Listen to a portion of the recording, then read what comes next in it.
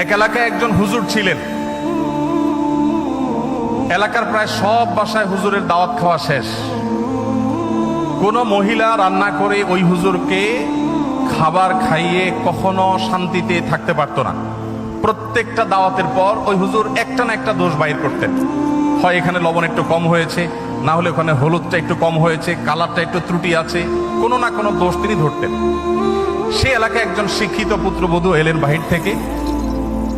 আসার পর তিনি এই হুজুর সম্পর্কে যখন ধারণা পেলেন যে একজন হুজুর আছেন, এই হুজুরের কেউ খাইয়ে সন্তুষ্ট করতে পারেন না, উনি একটা না একটা দোষ ধরেন। যদিও হুজুর মানুষ দোষ ধরার কথা না, নবী সাল্লাল্লাহু আলাইহি ওয়াসাল্লাম সুন্নাহর খেলাফ।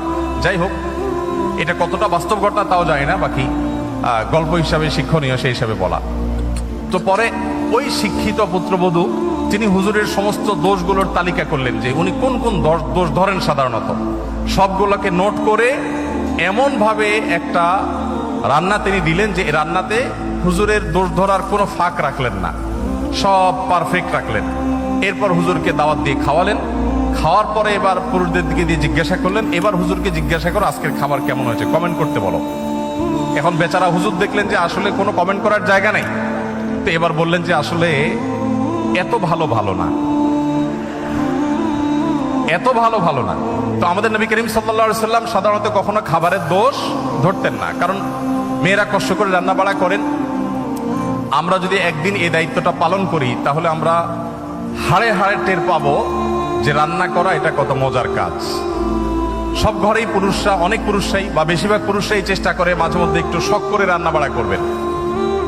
আমি একবার রান্না বাড়া করেছিলাম, আমার মনে আছে, তরকারি রান্না করেছিলাম যখন আমি সৌদি আরবে ছিলাম। আমার ফ্যামিলি আমার সাথে ছিল, মিসেস হসপিটালে ভর্তি ছিলেন। তো বাচ্চাদের জন্য আমার মনে আছে আলু এবং ডাল দিয়ে একটা তরকারি রান্না করেছিলাম। দুর্ভাগ্যের বিষয় যে সেই তরকারি আমি ছাড়া পরিবারের সদস্যদের কেউ খায়নি। বহুত ফজিলত বর্ণনা করলাম, বহুত বোঝানোর চেষ্টা করলাম, বাচ্চারা কেউ সেটা ছুঁয়েও দেখেনি, তারা জাস্ট উপহাস করে ছেড়ে দিয়েছে।